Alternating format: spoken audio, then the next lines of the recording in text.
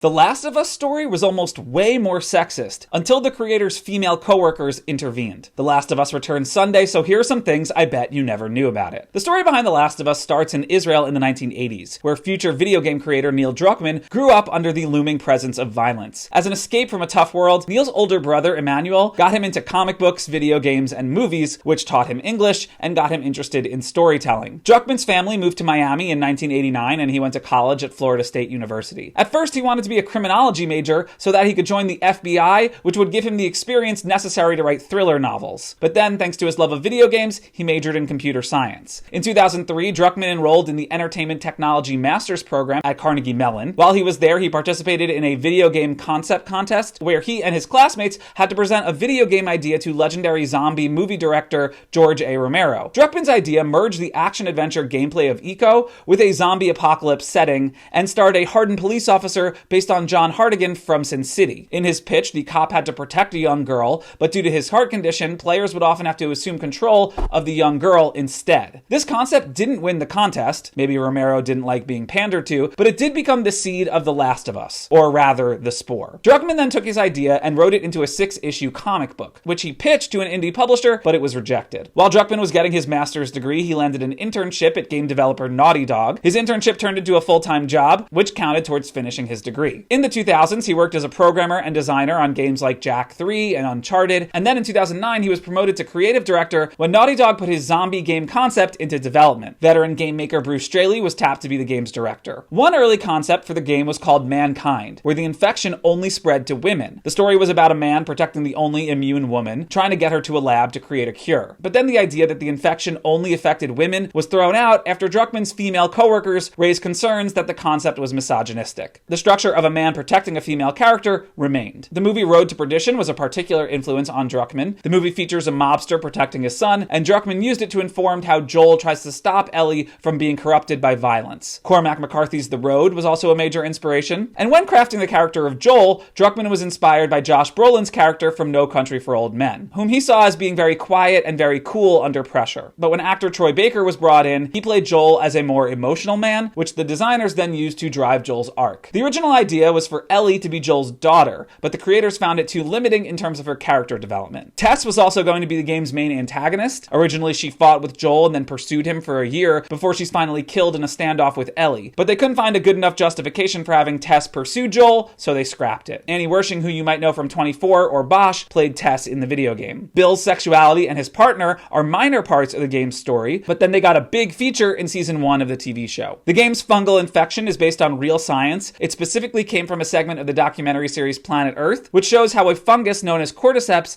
infect insects and take over their brains, essentially zombifying them. The game does not explicitly explain the cause of the fungus, but rather implies certain things through subtext. And Straley says that's because they wanted to focus on the characters. Throughout development, they made the choice to differentiate the infected from zombies. In The Last of Us, the monsters are not zombies, they're infected. The Z word is also banned from the TV show. And personally, as someone who has partnered with Max on The Last of Us marketing in the past, I can tell you it's also banned from the show's promotion. A big part of the game's mission was to create something more elevated and artistic than your typical video game. Straley explained, "I've seen enough good stories in books and film. Now I want to see them in video games." And so careful attention was paid to the realism of the world. Druckmann did research into the 1918 Spanish flu pandemic and the polio epidemic. When writing the script, he tried to avoid fancy dialogue in lieu of short and natural conversation. And this mission also brought them to the game's ambitious and morally provocative ending. Focus group testers hated the ending, but Druckmann refused to change it. So The Last of Us game was released on PlayStation 3 on June 14th, 2013. It was a smash hit. Today, the original version has a 95 on Metacritic off 98 reviews. It won more than 320 Game of the Year awards. It spawned a sequel game, The Last of Us Part 2, in 2020. And in total, the game franchise has sold more than 37 million copies worldwide. There's a lot more that I could say about the video game and how revolutionary it was, but we've got to get to the TV show. Sony got to work on a movie adaptation as early as 2014, when it announced that Sam Raimi would be producing at Screen Gems with a script from Druckmann. But development languished in the 2010s, partly because of disputes between Sony and Druckmann. Sony wanted the movie to focus on big action set pieces, while the game's creator insisted it be approached as a smaller indie film. Game of Thrones star Maisie Williams had some conversations with Raimi and Druckmann about playing Ellie, as did Caitlin Dever, who joined an early table read. Dever would later be cast as Abby in season 2 of the TV series. Eventually, the movie rights lapsed back to Sony in 2019, which is around the time when actor Shannon Woodward, who played Dina in The Last of Us Part 2 game, introduced Neil Druckmann to her friend, TV writer Craig Mazin. Woodward thought that the two of them would hit it off, and they did. Personally, I love Craig Mazin's backstory. He started out writing goofy comedies like Scary Movie 3 and 4 and The Hangover 2 and 3, but then transitioned to award-winning prestige television with the HBO miniseries Chernobyl in 2019. Craig Mazin is a gamer and was a big fan of The Last of Us. He later told Kotaku he thought it was the greatest story ever told in video games. And Druckmann was also a big fan of Chernobyl. As he told the Daily Beast, "I just wanted to compliment him on Chernobyl because I loved it so much, and I was curious about the process and how it came about and what it was like to work with HBO. Then I became more and more intrigued with, what if I teamed up with this dude and HBO to make this adaptation?" Mazin and Druckmann agreed that The Last of Us deserved the length and pacing of TV, not a feature film. Druckmann continued, "It just became a no-brainer to do it. I still had trepidation and I was still worried because this thing means so much to me. But in a very short period of time, I got to trust Craig and his instincts. The love he had for the material rivaled my own." Mazin says he and Druckmann's passion for the project convinced HBO to greenlight the series. HBO announced it was partnering with Sony Pictures Television and Naughty Dog on The Last of Us TV show in November 2020. Mazin and Druckmann are credited as the show's co-creators, and for season 1, they wrote the premiere and finale together, while Mazin is the sole credited writer on every other episode.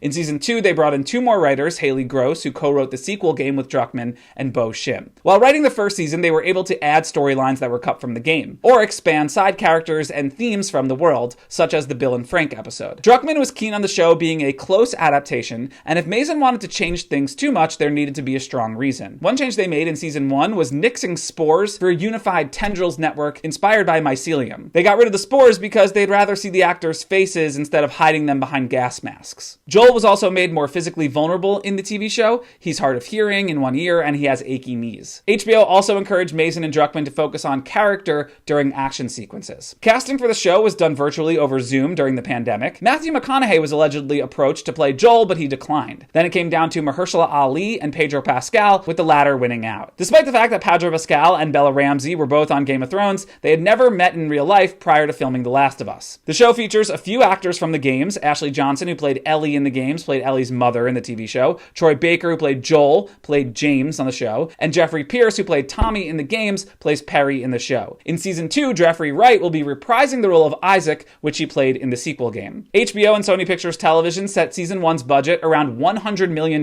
Canadian, equal to about $72 million US, making it one of the most expensive TV shows of all time, and the budget was even higher on season 2. Production on season 1 began July 12, 2021, mostly in Calgary, Alberta, Canada. According to CTV News, it was the biggest TV production in Canadian history. They shot in High River, Fort Macleod, downtown Edmonton, Canmore, Okotoks, and Watertown Lakes National Park. They built massive sets and turned city streets into post-apocalyptic wastelands. Bill and Frank's town in episode 3 was built entirely from scratch. Episodes 4 and 5 were set in Kansas City rather than Pittsburgh because the former was easier to recreate in Canada. Alberta's cities looked more like KC than Pittsburgh. The cul-de-sac scene at the end of episode 5 took 4 weeks of night shoots to capture. Mazin and Druckmann wanted the clickers to look as close to the game as possible, and they wanted them to feel real and scary, so they used practical prosthetic effects whenever possible. The bloater costume, for example, weighed up to 80 pounds and was covered in slimy goo to make its textures stand out on screen. Clicker choreographer Terry Notary, who worked on the games, returned for the show. He was inspired by schools of fish and how he made the clickers move in unison. Voice artists Misty Lee and Philip Kovacs, who did the clicker noises in the games, also returned for the TV show. The mall carousel in episode 7 had to be brought in specifically for the TV shoot. The production design team ended up finding an old carousel that they first had to restore for safety,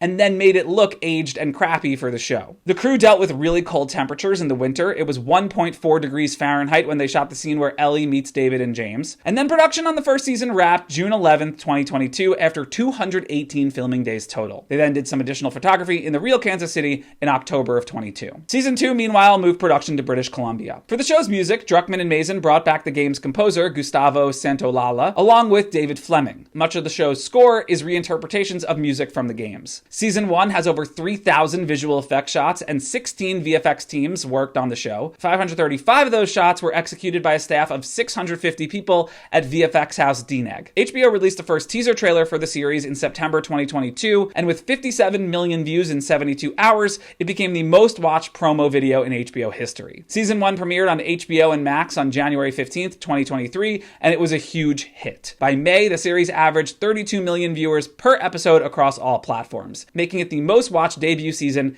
in HBO history. And The Last of Us is a bigger hit for HBO than the Game of Thrones spin-off House of the Dragon. Critics loved The Last of Us. For season 1, 96% of the 486 reviews assessed by Rotten Tomatoes are positive, while season 2 is a little bit softer with 93%. Awards then followed. The show got 24 Emmy nominations, winning 8, including trophies for Storm Reed, Nick Offerman, visual effects, and prosthetic makeup. Pedro Pascal also won a SAG award, and the show won a DGA and WGA award. The game and show have also entered the real world. In 2023, Universal Studios Theme Parks created a Last of Us haunted house attraction as part of its Halloween Horror Nights in Orlando and Hollywood. HBO renewed the show for a second season less than 2 weeks after the premiere. Season 1 adapted the entire first game, while Season 2 started adapting the sequel game. The creators have said that adapting the sequel game could bring the show to 4 seasons total, but on numerous occasions they have reassured fans the story will not go past the games. Season 2 got a premiere date of April 13th, 2025, and just ahead of its premiere, HBO renewed the series for a 3rd season.